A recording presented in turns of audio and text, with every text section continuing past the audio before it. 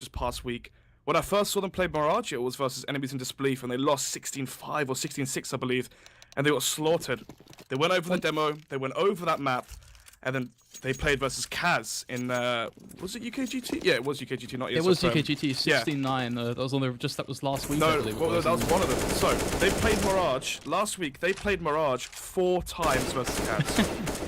Ridiculous. Yeah, I see the results now. 22-19 for one of the maps where Impulse took win. Then we're looking at another one where it was 16-9 as well. That was against Kaz. And then they lost another close game, and then they lost very convincingly. So they went 2-2 in terms of maps versus Kaz. But initially, they played it very well. Once they had their changes after they lost Enemies Disbelief, they won in double overtime versus Kaz, and they had another convincing 16-9 win versus Kaz. And obviously, later on, Kaz did the exact same back to them. They went over the demo, they fixed their problems, and they won 2-0 versus them later on.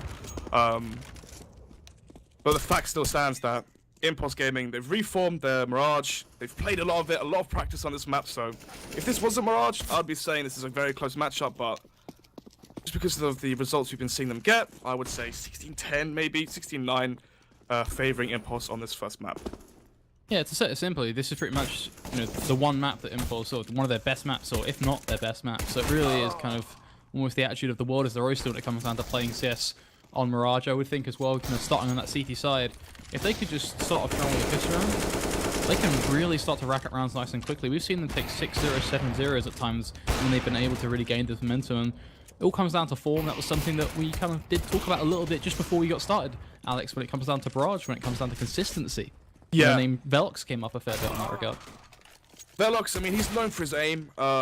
His aim is unreal. When I used to play on Barrage for UK Masters Season 1, and whenever I played with him, I was always impressed at his mechanical skill, right?